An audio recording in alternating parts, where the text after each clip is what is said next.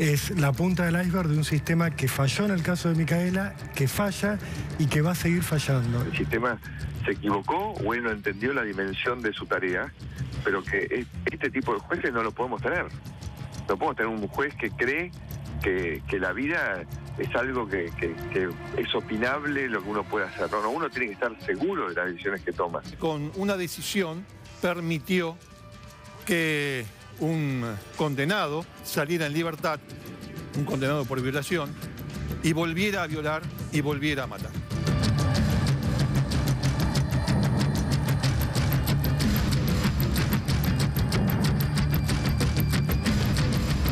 En una de esas salidas, a las 4 horas de salir del penal, volvió a cometer un delito, peor aún, un homicidio. En realidad, de cada 100 delitos que se cometen, hay menos de una persona cumpliendo pena. En Argentina, cometer delitos prácticamente no tiene costos. No me vengan con que yo soy el garantista y quiero soltar a todos los violadores, ¿no?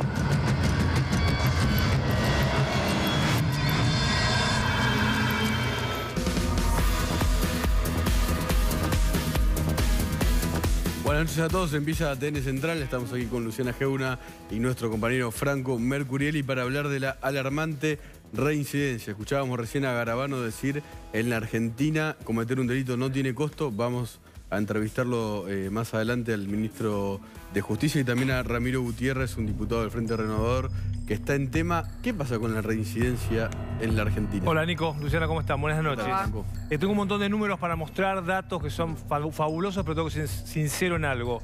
El Estado hoy no sabe la cantidad de reincidentes que hay en la Argentina.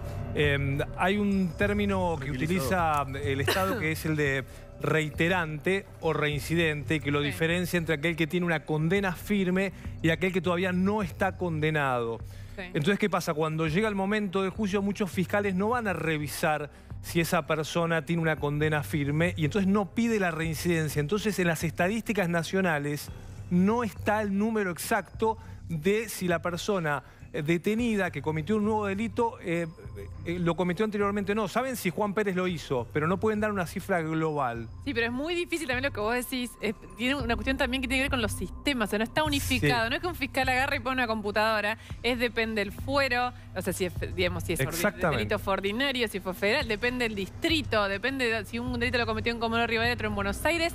A veces no hay manera. A veces en Buenos Aires y Capital han pasado un montón de casos, causas que se originan por hechos en Capital, de una persona que a lo mejor cometió un montón en provincia y lleva mucho tiempo unificar esa información. Parece increíble, porque uno pensaría que a tal altura vos pones el nombre de esa persona y no solo tenés las condenas. Es una buena pregunta para hacerle a Garabano. ¿Cuándo va a haber una estadística clara, ¿no, sobre esto? Una unificación de la información de los... Pero hablamos más de delitos en donde se encuentra el culpable, porque estos culpables pueden haber cometido otros que quedaron impunes, ¿no? Exactamente, estás hablando de condena firme. Vamos a repasar los números. Mirá, en principio, de cada 100 delitos, una persona cumple pena. Esto habla un poco de la Argentina impune, ¿no? O sea, de cada 100 delitos que se cometen, uno solo está penado. Es decir, lo detuvieron, consiguieron las pruebas y cumple la pena. El resto, los otros 99, no.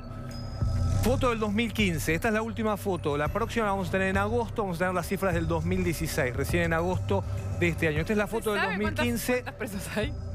Bueno, esto es de hoy, decir, no, ahora no. Hay que esperar agosto, Luciana. En agosto vas a tener la foto de todo el 2016. Esta es la foto del 2015, había 77.000 presos. Yo revisé los números del 2006 a la fecha y la tendencia es aumentar. O sea, probablemente tengamos ahora más, 80.000, 85.000 presos en las cárceles de todo el país. Esto es lo que quería contar, que se entienda muy bien. 35.000 están condenados, tienen condena firme. ¿Sí? Están cumpliendo en la cárcel una condena firme. Los otros 35.000 están procesados, no tienen condena firme. Vamos a hablar de los que tienen condena firme. ¿Sí? Los otros 35.000 no. Vamos a hablar de los 35.000 con condena firme.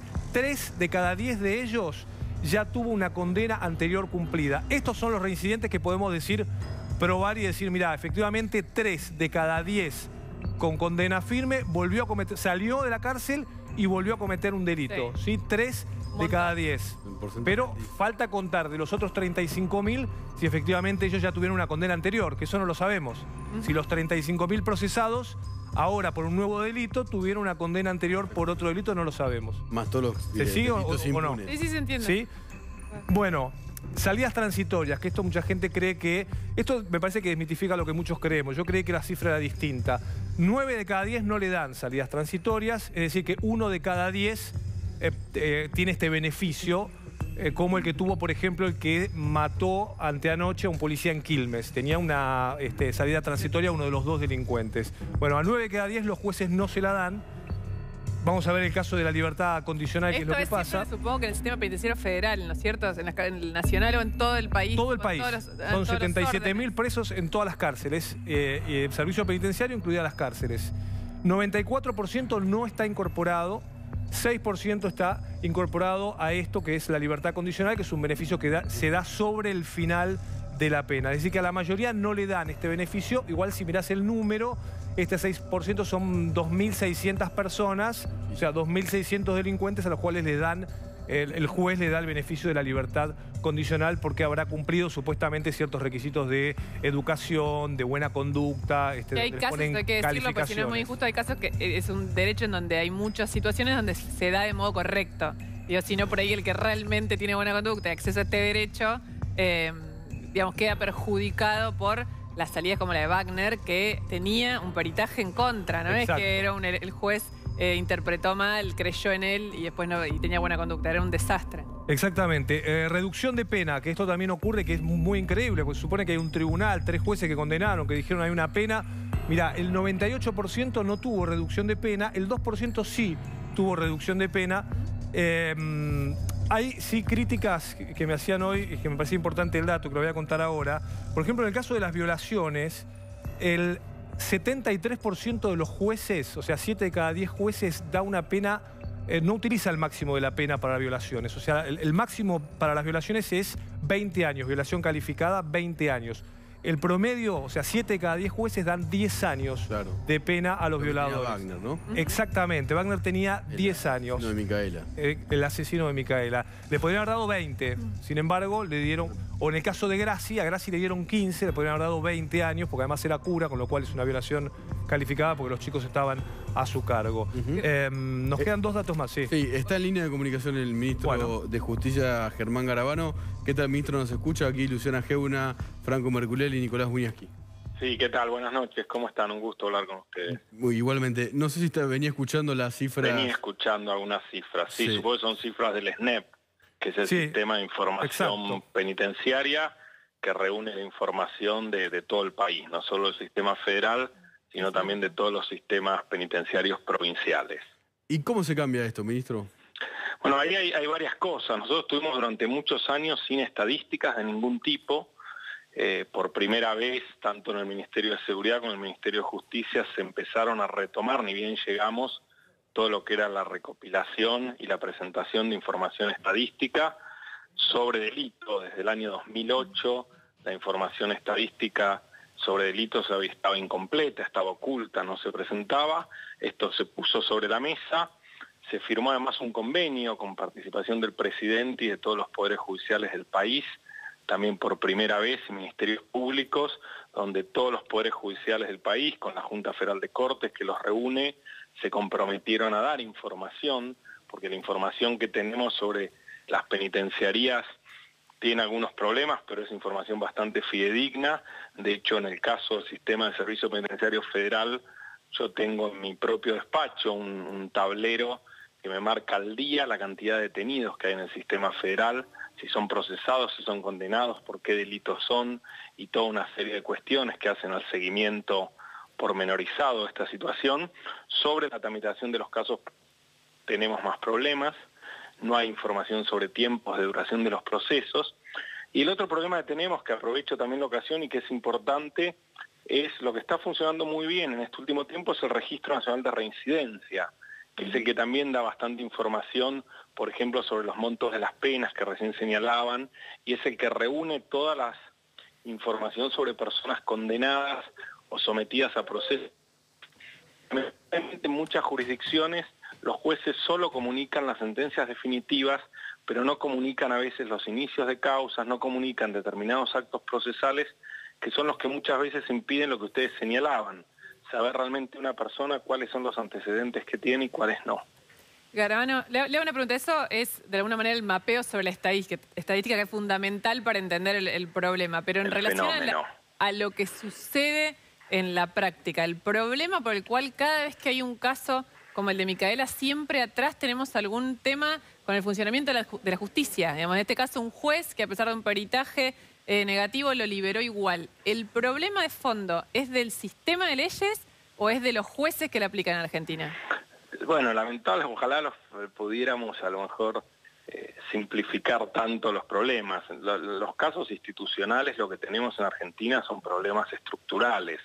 El tema de la seguridad, lo primero creo que hay que aclarar es que no es solo un problema de la justicia, ni siquiera es solo un problema de la seguridad o de las fuerzas de seguridad, sino que es un problema de la sociedad en su conjunto. Acá intervienen factores sobre todo lo que tiene que ver con la desigualdad social, intervienen factores culturales, intervienen factores educativos, lamentablemente los factores vinculados a drogas y adicciones es otro factor que termina siendo también muy importante en cuanto a la criminalidad. Hecha esta aclaración del fenómeno multicausal que es el delito y que no hay que simplificarlo, obviamente las fuerzas de seguridad como prevención e identificación juegan un rol muy importante y la justicia juega otro rol muy importante que tiene que ver con el mensaje que envía la justicia a la sociedad y las señales que envía la justicia a las personas que cometen delitos. Y ahí es donde el sistema de justicia tiene un problema estructural. El sistema de justicia tiene problemas normativos, básicamente los códigos procesales y un código penal que tiene más de 100 años, en realidad va a cumplir ahora 100 años y más de 1000 reformas en estos 100 años. Tenemos un problema además con la estructura de los juzgados. Ustedes, yo sé que han visto juzgados de todo el país y en realidad nuestra estructura de los juzgados y las fiscalías, salvo algunas excepciones, Ciudad de Buenos Aires, parcialmente Salta, Chubut, siguen teniendo una misma estructura hace 200 años, cuando el delito era un fenómeno totalmente diferente al actual, y eso lo que hace es que estructuralmente el sistema de justicia tenga dificultades para procesar primero, para someter a juicio después y finalmente para dictar condenas. Ahora, sí, y finalmente, aparte de estos problemas estructurales, que nosotros estamos trabajando con un programa que se llama Justicia 2020 para reformar todas estas cuestiones estructurales del sistema de justicia, me tocó hacerlo en la Ciudad de Buenos Aires en su momento, viene el problema cultural, que en este caso es un tema central, que es esa mirada que muchos jueces, por su formación académica, por las doctrinas del abolicionismo, miran al victimario, miran al delincuente y se olvidan de la víctima y la sociedad. Como si fuera un caso de laboratorio aislado, donde esa persona solo se la mira a ella y se olvida de las consecuencias del delito inicial y del impacto que tiene, por ejemplo, la salida de una persona con informes negativos en el resto de la comunidad. Estamos tratando de hacer frente a estas tres cosas. Esperemos que este caso tan trágico de Micaela sirva para que este cambio cultural y los jueces, porque muchos lo hacen, pero otros tomen conciencia del impacto que tienen sus decisiones en el resto de la comunidad. Y por otro lado, que empezamos a avanzar más rápido en la transformación del sistema de justicia, que es algo que deben liderar los propios poderes judiciales y ministerios públicos. Garabano, y una pregunta concreta sobre el caso Wagner o sobre los violadores. ¿Cuántos casos tiene que tener un violador para estar detenido? Porque el caso de Wagner es llamativo, es decir, estuvo condenado por 2 violaciones, pero a los 4 o 5 años estaba violando de nuevo. ¿Qué cree usted que hay que hacer con los violadores seriales?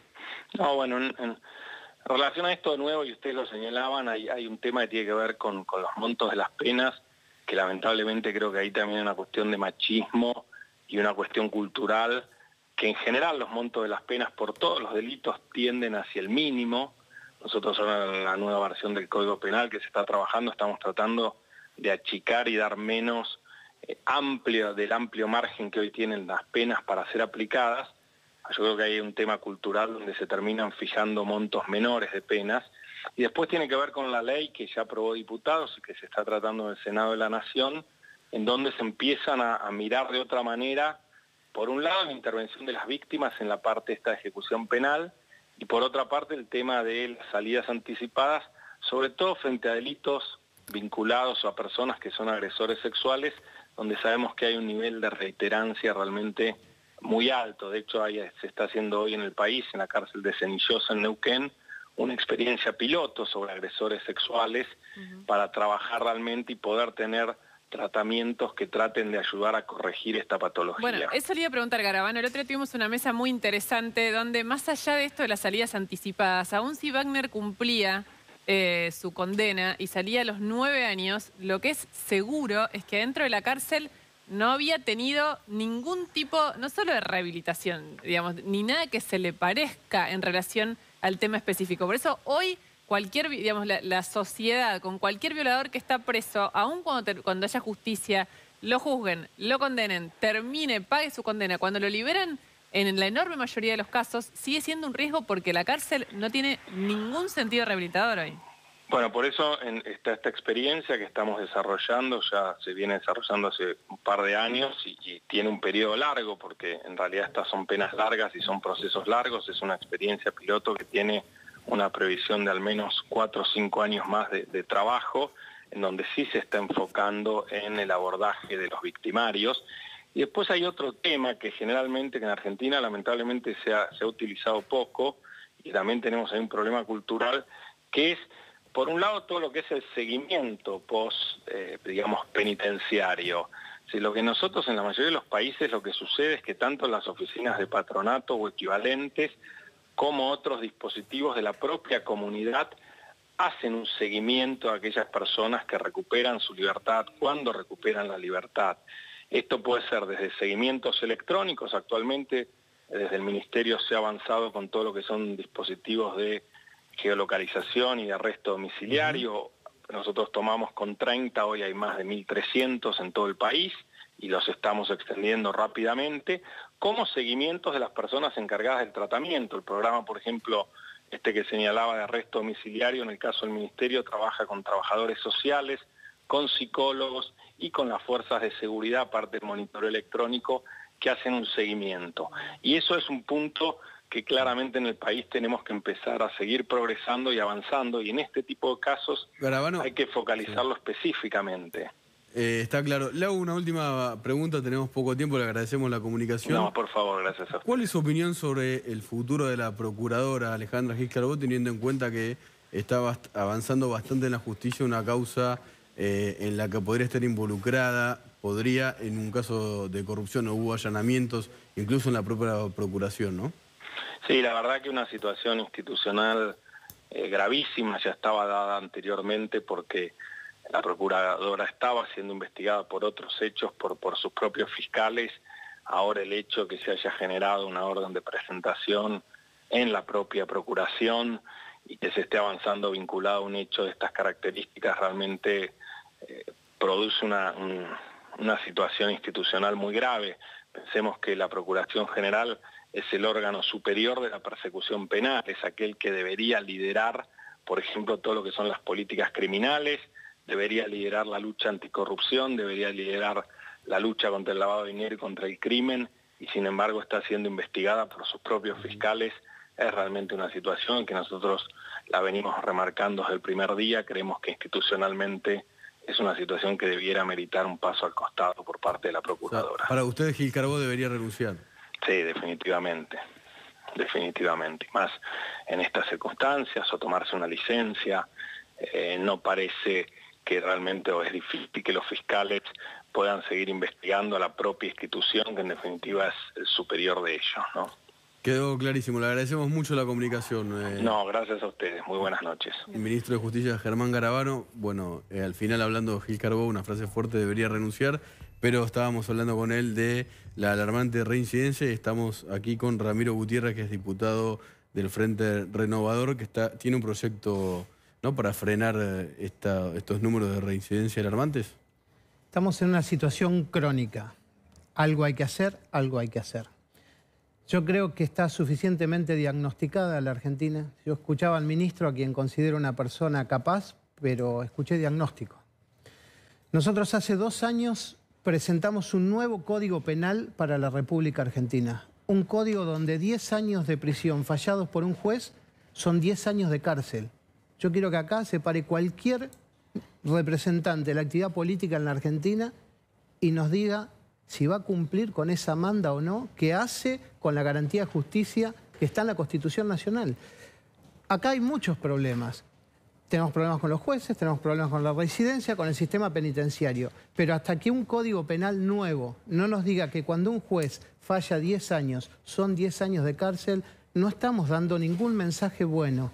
La sociedad no está creyendo en el Poder Judicial, no sabe quién la defiende hoy, a qué timbre tiene que tocar para que le den una respuesta, y quién es víctima va al sistema judicial y es víctima por partida doble.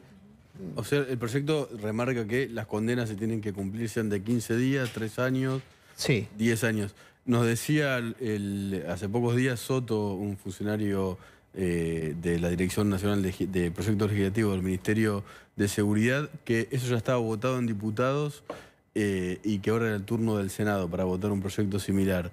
¿Es así? Hay una ley que reforma una parcialidad del Código Penal que tiene que ver con lo que comúnmente se llaman los beneficios, para que alguien que está en un régimen penitenciario pueda salir antes, en la Ley de Ejecución Penal. Esa ley introduce 2 reformas fuertes, la diputada Mónica Litza es la autora. Ese proyecto establece que hoy una persona que puede salir del servicio penitenciario bajo palabra de honor, ¿no? Se presenta al director del penal y dice: yo he cumplido ya ciertos requisitos, doy mi palabra de que voy a volver.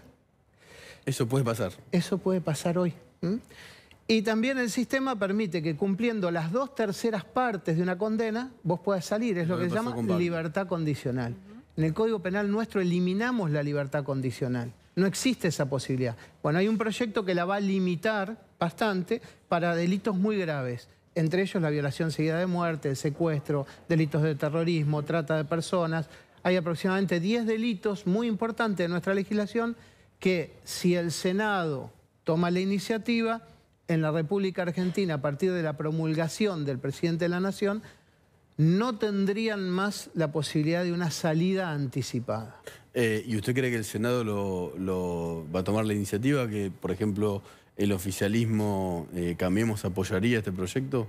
Yo creo que sí, pero no seguimos resolviendo el problema final, de fondo. En mi provincia, la provincia de Buenos Aires, faltan, Nicolás, 20.000 plazas en el servicio penitenciario. Si esta noche todos los jueces, todos los fiscales y toda la policía hiciese bien su trabajo, trajera a todos los prófugos y atrapara a todos los delincuentes, ¿dónde los ponemos? Sí, yo te iba a decir, el tema a veces parece la historia sin fin, el cuento de la buena pipa, el sistema judicial de Argentina, porque también después están las cárceles que tenemos. O sea, las cárceles son en este momento lugares donde, eso, lo que yo le decía al ministro, lejos de generar una rehabilitación, se profesionaliza el delito, aparte, y realmente tienen condiciones inhumanas que tampoco deberían existir, no importa el delito que se haya cometido, digamos, no funciona, el sistema carcelario está muy lo viciado. Comparto, mira, las 2 cárceles más antiguas de la provincia de Buenos Aires son Mercedes y Dolores. Si fueran un auto no pasan una BTV. Exacto.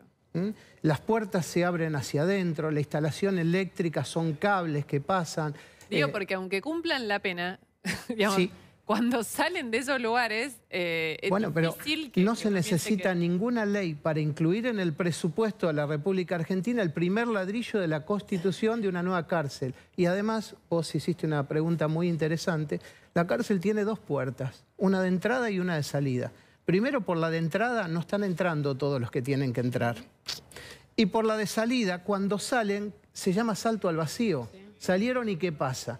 Nosotros tomamos para el caso de los violadores la experiencia de España, donde salís de la cárcel, pero si el violador tiene una pulsión desviada y sabés que estás abriendo la puerta a una persona que va a volver a cometer lo mismo, tiene que ingresar automáticamente a una institución cerrada y total de asistencia y tratamiento psiquiátrico que no está construida en la Argentina. Eso va a llevar tiempo. Va a llevar tiempo, pero bueno, lo hemos propuesto. Muchas gracias, Ramiro Gutiérrez, diputado del Frente Renovador, hablándonos del proyecto para tratar de frenar en parte la alarmante reincidencia y otros delitos más. Y ahora en Estudios Centrales la tenemos a Maru Dufar, que nos va a hablar del refugio de los amigos de Macri.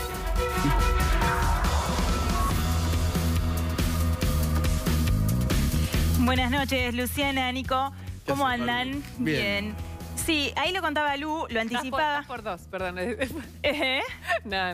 No, porque estabas atrás en grande atrás.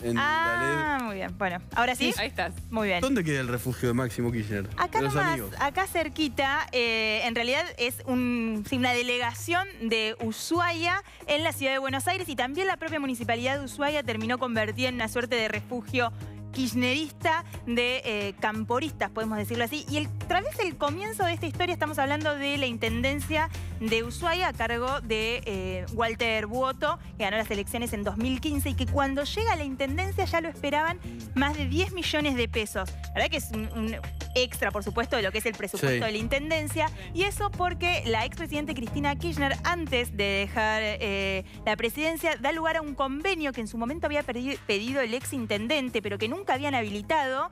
Entonces lo que hacen es falsificar la firma del exintendente, por eso hay una causa penal que tiene el juez Ariel, dijo, sí, es falsificación de documento público, en realidad falsifican la firma en un convenio que es el que le permite al gobierno nacional enviar directamente a la municipalidad de Ushuaia más de 10 millones de pesos para un proyecto en particular, y de alguna manera lo que denuncia la oposición allí es que esos 10 millones, ese convenio, le permite a Buoto contar con una plata extra para enfrentar los primeros meses de gestión que él denunciaba que van a ser muy complicados por lo que heredaba en Ushuaia.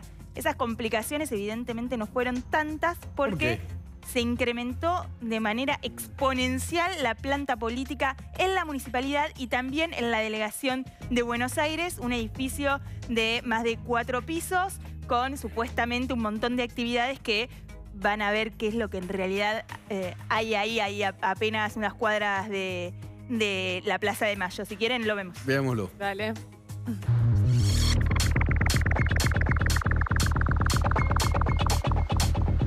Estamos a 4 cuadras del Cabildo, sobre la calle Bolívar, y este es el edificio de más de 4 pisos que el intendente de Ushuaia, Walter Buoto, decidió alquilar a mediados del año pasado. ¿Para qué? Supuestamente para instalar a Ushuaia como punto turístico nacional e internacional. Pero desde la oposición denuncian que la verdadera función de este lugar es ser un refugio acá. Una de las decisiones que fue tomando fue justamente alquilar un edificio de varios pisos en la calle Bolívar, por un monto que estaba 10 veces por encima de lo que nosotros pagábamos de alquiler. Estamos hablando de un alquiler de entre 60 o 70 mil pesos, que incluso se va incrementando a lo largo de los próximos años hasta llegar a un monto de alquiler de más de 105 mil, 108 mil pesos.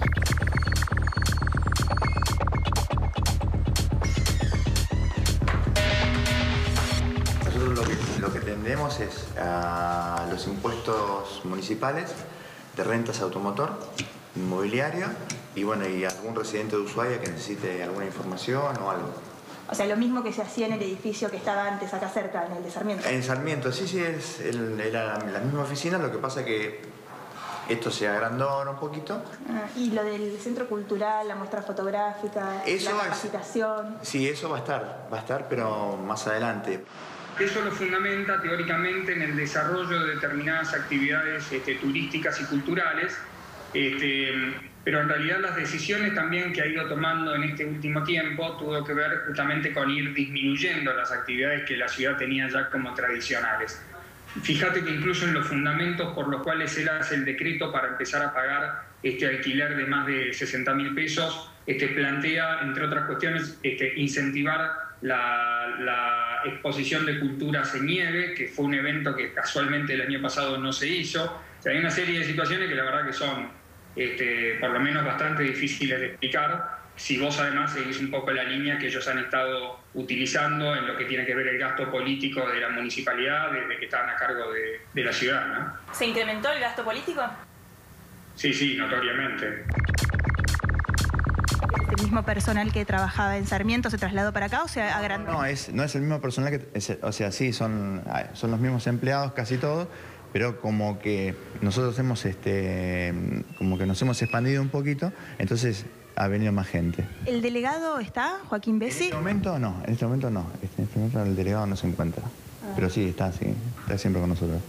Habitualmente viene, digamos, justo hoy. Todos los días está. No, todos los días está. Debe estar en una reunión o algo. Joaquín Bessi, él es hermano de un diputado provincial provincial de Santa Cruz, muy relacionado con la cámpora. Yo la verdad que no había conocido ningún antecedente de Bessi con respecto a nuestra ciudad hasta que él aparece como delegado en la ciudad de Buenos Aires. ¿La subdelegada estará? No, la subdelegación está en Ushuaia. Es el nexo de la delegación con la municipalidad allá. La subdelegación es un cargo que no existía, es un cargo que lo inventaron, digamos, a partir del año 2016. Siempre estamos hablando de sueldos por encima de los 50.000 pesos. En el caso de Bessi estamos hablando de un sueldo de bolsillo de casi 60.000 pesos. Me acuerdo, por ejemplo, el caso del vicepresidente de AVE, Reibel de apellido. Hoy está, casualmente también ha sido contratado en varias oportunidades por la Municipalidad de Ushuaia, con contratos que no son baratos. Y como ese caso, hay otros tantos más, digamos, personas que vienen de haber estado directamente, que no tienen domicilio en Ushuaia, ni nunca tuvieron domicilio en Ushuaia. Para hacerle frente a los aguinaldos se solucionó gracias a... ¿Por qué cree que el intendente Buoto aumentó el gasto, alquiló un lugar más grande? ¿Cuál es el objetivo real? No, claramente el objetivo es poder contener una demanda político de su sector, que él tiene, eso no hay ninguna duda. Él siente y tiene una obligación con la cámpora, que es la figura que él lo contiene, para poder de alguna manera justificar todo el acompañamiento que le dieron en la campaña.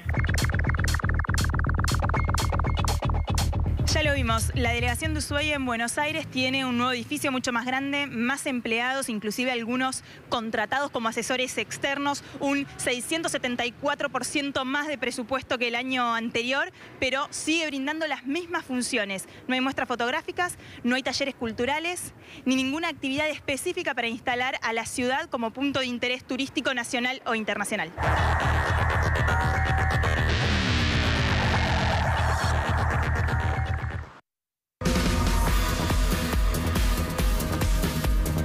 Ahí ya vamos a hablar de quién frena la inflación. Increíble la gran nota de Mauro Dufar, los refugiados de Máximo de la Patagonia, pero que están en la ciudad de Buenos Aires. Una anécdota de Máximo Kirchner que me grafica un poco el estado de ánimo del hijo expresidencial. Hace pocos días, en la Cámara de Diputados, el principal opositor que tienen en Santa Cruz, los Kirchner, Eduardo Costa, estaba hablando por teléfono y siente que alguien lo empuja violentamente desde atrás. ¿En los pasillos de la Cámara de Diputados? Sí. No sé, está hablando por teléfono, cuando levanta la vista ve que se está yendo Máximo Kirchner. Le pegó realmente un empujón un poco eran modales violento. Muy de su padre, ¿no? Sí, pero fuerte. Pero fue en serio. Sí. Está nervioso Máximo Kirchner. Ya te vamos a contar en un rato qué le pasó a Lázaro Báez, por qué salió tan poco tiempo de la cárcel, cómo está de salud. ¿Qué va a pasar con Milani, que hoy también salió de la cárcel de Ezeiza y está volviendo? Y después te vamos a mostrar el increíble parecido entre la carpa itinerante de los docentes y la escuela en la que estudió Cristina Kirchner. Ahora sí, vamos a hablar de inflación. Ahora vamos a hablar de inflación con Cecilia Bufflet, que es la que nos viene, porque somos bastante brutos, tanto Nicolás como yo, en el tema de la economía. Lo incluyo, no sé si lo va a reconocer. Pero en principio a mí me pasó lo siguiente. Hoy está el número de la inflación del INDEC. Siempre decimos, hay que destacarlo, que tengamos un número, que el número sea verosímil, fidedigno, no es menor. 2.4% fue el incremento. Y lo primero que me pasó a mí, más allá de la mala noticia que implica para todos los argentinos, que suban los precios, con lo que eso implica, es... se supone que el gobierno había pensado que este año ellos iban a lograr una inflación del 18%. Y este número tiene que ver con decisiones políticas del gobierno, que es aumentar todas las tarifas, aumentar una cantidad de cosas que ellos decían. ¿Por qué quieren cerrar paritarias por el 18% y ellos están poniendo la inflación muy por arriba de eso? Mira, acá hay como una discusión enorme entre todo en el equipo económico y entre los economistas con qué pasa con esta inflación y qué pasa con la meta. Y muchos dicen, la verdad es que quedó la meta de inflación que había fijado Alfonso, que se fijó durante la gestión y con la pauta de inflación de Alfonso Prat-Gay, y se corrigieron todas las otras cosas. Se corrigió el déficit fiscal, que es mucho más flexible, se corrigió el crecimiento, que es más bajo, y no se corrigió la pauta de inflación. Y el Banco Central sigue concentrado en que se cumpla con esa pauta, y es muy difícil bajar la inflación de ese 40% que tuviste el año pasado. No fue 25%, que era lo proyectado. Una cosa era bajar de 25 a 18, 17, que es el tope de la meta de inflación de este año, y era el proyectado del año pasado, 25 a 17, que bajar de casi 40 a 17%. Y tenés además concentrado, el problema que tiene el gobierno es que en este trimestre raro que es febrero, marzo, abril y quizás se extiende un poquito a mayo, concentrados todos los precios regulados. Sube la luz, sube el gas, sube el agua. Probablemente sube en algún momento el transporte, se está dilatando ese aumento, no tenía un anuncio fijo, tenían que subir las naftas, también se modificó ese aumento y la verdad es que eso hace que este trimestre sea prácticamente imposible de cumplir con la pauta. Pero tuviste además algunos problemas de inflación general, más allá. ¿Por qué pasa? Claro, porque digamos, el dólar está bajo, nadie puede decir, el dólar en su momento el año pasado, con la devaluación, decía, bueno, tiene que ver con eso. Salto. Pero el dólar no para de bajar, digamos, está bajando concretamente. Mira, hoy hizo un informe muy crítico Miguel Bain a partir de una corrección de su informe y demás, que bajó el nivel de crecimiento que proyecta para este año. Es un economista moderado, además, ¿no? Es un economista moderado, es el economista que tenía la proyección más alta de crecimiento para este año. Bain hablaba de 5% de crecimiento, lo empezó a corregir a 4, a 3,4% la semana pasada, y hoy dijo, después de lo que vi ayer, entre la inflación y la tasa de interés que fijó el Banco Central, el crecimiento de este año creo que va a ser de 2,9%. Y él dice, hay inflación de costos. Entonces, finalmente, cuando al verdulero le subió la luz, al verdulero le va a subir el agua, al verdulero le va a subir el gas. Entonces, el verdulero va a subir los precios. Está bien, pero ya, ¿por qué lo subió ahora antes de que le suba todo eso? Porque después ahí tenés en juego las expectativas. Si vos crees que todo va a subir 20%, ¿qué haces? ¿Empezás a perder plata o te empezás a cubrir? Y más en Argentina, que tiene tanta gimnasia de cubrirse de la inflación. En Argentina se cubre de la inflación el mega empresario, pero el kiosquito de la esquina de tu casa también sabe cómo hacerlo, porque ya le pasó un montón de veces.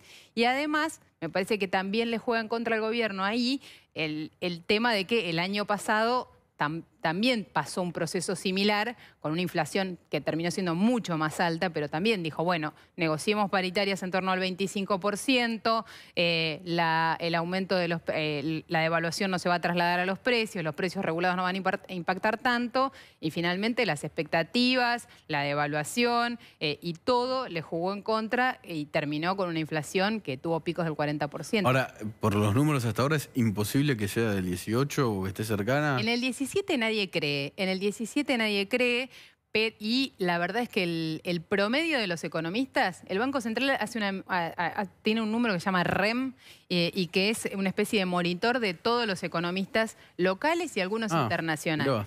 Es enorme esa medición. Eso daba el mes pasado 20% y ahora corrigieron y da casi 21%. Así que el promedio, el consenso de los economistas también está yendo todos un poquitito más arriba.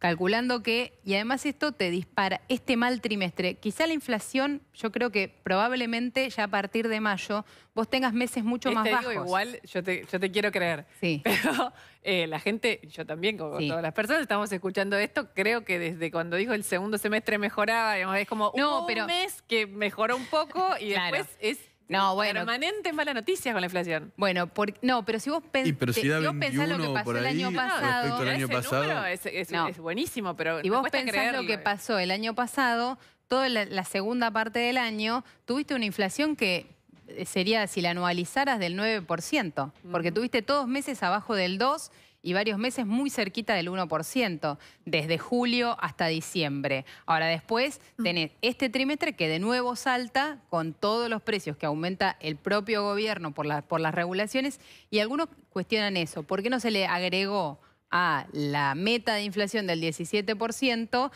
esos 3 o 4 puntos, y tendría menos tensión el gobierno porque estaría cumpliendo con su objetivo? Hay una cosa, por ejemplo, que pasa directamente. Ayer se disparó la cláusula gatillo de los estatales bonaerenses. La provincia de Buenos Aires... Expliquémoslo, en la propuesta que le hace el gobierno de la provincia de Buenos Aires... No, la que ya cerró con los estatales. Ah, ok, ni siquiera los docentes estamos hablando. No estamos hablando de los docentes. Los empleos públicos de la provincia de Buenos Aires. Los empleos públicos de la provincia de Buenos Aires, en diciembre del año pasado, cerraron una propuesta de 4,5% cada 3 meses. Sí. Y lo que terminó pasando ayer es que la inflación del primer trimestre dio 6,3%. Le van a tener que aumentar casi 2 puntos el salario a los estatales bonaerenses y además eso es un montón de plata para la provincia que le va a sumar más de 2.000 millones de pesos. Y tengo una pregunta tratando de que me lo expliques lo más llano posible, pero hoy todo el mundo hablaba de dólar bajo, inflación alta y tasas altas, era como una combinación letal para economía. Yo no sé qué eso significa y si eso es así, ¿por qué? ¿Qué es lo de las tasas de interés? La tasa de interés alta es porque el Banco Central tiene la decisión de cumplir con la meta de inflación. Si le preguntás a Federico Sturzenegger, y lo dice cada 3 meses cuando habla y da una conferencia de prensa para explicar sus decisiones de política monetaria, él dice que él no mira el dólar, él mira la inflación y que si la inflación baja, la economía va a crecer y lo que él tiene que vencer es la inflación. Y había bastante consenso con esa idea en general en el gobierno. Ahora, ¿qué pasa? Para bajar la inflación, él tiene una estrategia de política monetaria, sube la tasa de interés. Si a vos te pagan mucho por un plazo fijo en pesos, ¿qué haces con la plata? ¿Salís y comprás cosas o la pones en el plazo fijo y ves si la compras el mes que viene? Sí, te sobra la plata, ¿no? Sí, obvio. Pero estamos pensando, digamos, te lo estoy explicando a tu escala para que lo entiendas para una gran empresa. ¿Qué haces? Claro, la pones en un plazo fijo y ves el mes que viene qué haces. Las empresas grandes hacen lo mismo, los fondos de inversión hacen lo mismo. Y el Banco Central ayer subió 1,5 puntos la tasa de interés. Entonces, eso también le sube la tasa de interés. ¿Por qué te impacta a vos? Porque cuando vos subís la tasa de interés del Banco Central es la referencia para todo el resto del mercado. Entonces, el crédito personal que te dan a vos, la tasa de interés que te cobran cuando vos pagás la tarjeta de crédito, todas esas tasas de interés suben acompañando esa tasa y eso hace que el crédito sea más caro y que vos tengas menos disposición a consumir, ¿no? Comprás un poco menos y supuestamente eso debería ser bajar los precios. Muchas gracias, Cecilia Bufflet, que fue muy clara, pero quiero que me explique cada tema de economía. Este bloque empieza como terminó. ¿Quién frena la inflación? A pesar de que fue clarísima. Vamos a ver, por ahora el embanderado es Federico Sturzenegger. El problema es que si frena la inflación probablemente frene la economía. Bueno, qué dilema. Todo es un círculo. Ya volvemos, vamos a una pausa. Después, ¿cómo está Lázaro Báez? Milani salió de la cárcel, quería irse a su casa, pero volvió a la cárcel y Nacho Otero nos va a contar la crisis en Venezuela, dejó 4 muertos. ¿Maduro cae o no cae? Después de la pausa.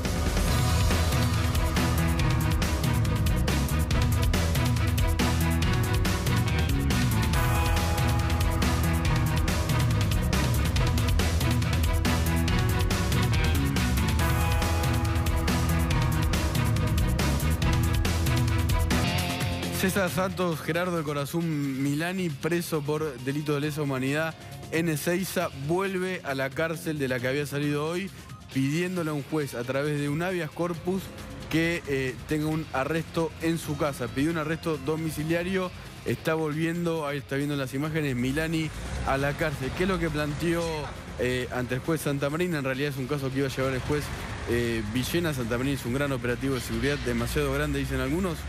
Dijo que él no tiene problema de salud, que su caso es atípico. ¿Por qué? Porque está en una unidad donde hay otros presos de delito de lesa humanidad que lo odian, que encarnan en él al modelo kirchnerista. Dice, a pesar de que, por ejemplo, nombró a Carrió diciendo que estuvo de acuerdo con las leyes las leyes de obediencia de vida y de punto final. Esto es una opinión de Milani, que dice que desde que el día que llegó es agredido verbalmente por los otros presos de lesa humanidad. Y dijo una cosa que realmente lo describe. Dijo que hubo notables injusticias en los juicios de lesa humanidad. En otros casos dice que no, pero que en algunos sí.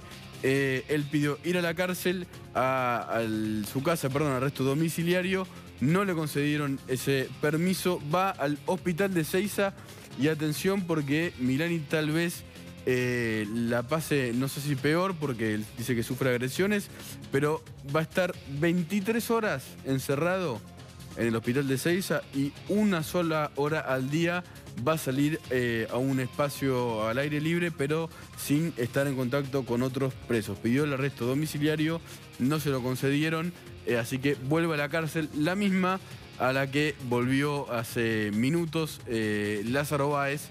Ahí estamos viendo también la salida de la clínica Dos Arcos. Estuvo 24 horas Lázaro Báez había estado, como dijimos ayer, en la clínica Dos Arcos, a la que llegó con una arritmia. Ni bien llegó ya estaba estable, así lo estuvo todo el día. Lo visitó su ex mujer, Norma Calismonte, un largo rato. Estaba listo para volver a la cárcel a la tarde, casi al mediodía. El juez Casanelo pidió que se le haga un nuevo estudio, pero con peritos, y por eso Lázaro Báez volvió un poco más tarde, pero ya está de vuelta en prisión. Y el último tema, y ya vamos a la crisis con Venezuela. Se instaló la carpa itinerante docente en la Plaza de los Dos Congresos. Cristina Kirchner hoy tuiteó y dijo que le hacía acordar a su colegio en La Plata. Dijo, es muy linda, me hace acordar a la escuela 102 Dardo Rocha en 7 y 32 La Plata, donde dice mi primaria. Y escuela itinerante y la foto de la escuela itinerante. Nosotros tenemos la foto de la escuela de Dardo Rocha, la escuela 102 en 7 y 32. ¿Se parece o no se parece? Sin el árbol, tiene la forma de casita, como dice Cristina Kirchner, o no. Queríamos mostrar la foto de la escuela real y la que dijo Cristina Kirchner, que le hacía parecer a, bueno, donde pasó su primaria. Ahí está.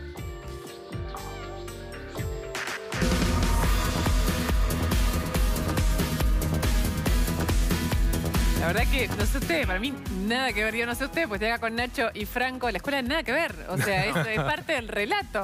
Uno se olvida, con el paso de los años se va olvidando. El techito de teja, ponele, pero bueno, sí. Muchas escuelas lo tienen. Estamos acá por algo bastante menos simpático, si se quiere, que esta coincidencia no de escuela, que es la situación en Venezuela. Cada vez es más grave, cada vez es más cruel.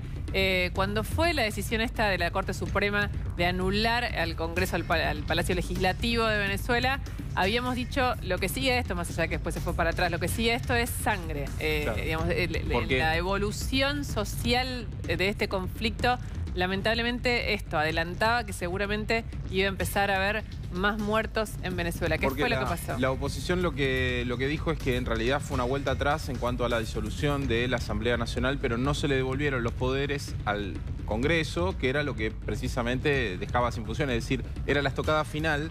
Se fue para atrás con la estocada final, pero tampoco se lo puso de vuelta en actividades ni se devolvieron todas las atribuciones. Ahora lo que está pasando es que está creciendo muchísimo la violencia social. Hay 4 muertos. Durante el fin de semana hubo más de 300 detenidos, de los cuales todavía quedan 150 detenidos. Y lo que la gente se queja es del cóctel explosivo que tiene la inflación récord de Bolívar, que llegó a 1.600%, que hace que un sueldo... ¿1.600% en cuánto tiempo?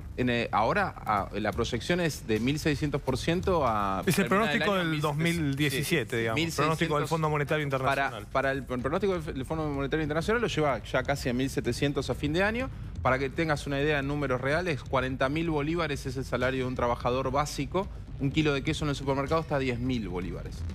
El salario mínimo equivale a un poco más de 4 kilos de queso. Hay que agendarse el miércoles que viene, que es 19 de abril. Es como nuestro 25 de mayo de 1810 es el día de Venezuela, donde comienzan los procesos de declaración de independencia de Venezuela. Digamos, la revolución venezolana del 1810 se celebra el 19 de abril. Sí. Esa es la fecha clave porque va a haber organizaciones y actos oficiales y la decisión de una gran marcha opositora para ese día miércoles, que es importante para los venezolanos, un día patrio, por decirlo de alguna manera, y vos vas a tener primero una Semana Santa muy caliente, que ya está garantizado con protestas en las calles en distintos lugares de Venezuela, no solo en Caracas. O sea que Semana Santa va a ser muy tensa. Y el miércoles próximo, bueno, imagínate, entre los actos que organiza el gobierno de Maduro y los que organiza la oposición, va a ser para mí el día más caliente de lo que pasa en la calle. Y los muertos estos que estamos contando hoy también son de movilizaciones, ¿no es cierto? Lo que pasa es que hay 4 hasta ahora. Lo que pasa en Venezuela, existe algo que armó el chavismo que se llama colectivo armado. Son grupos paramilitares. Que es colectivo por el grupo colectivo, que son militantes que salen con capuchas, con armas largas, precisamente a tirar balas contra la multitud opositora, y es algo que están poniéndose en práctica más fuerte que nunca ahora. Un dato, de paso te vendo TN de noche. Dale. Vamos a ver las imágenes de lo que pasó hoy en una iglesia durante una misa donde primero había, digamos, entre los feligreses a favor y en contra del chavismo o de Maduro.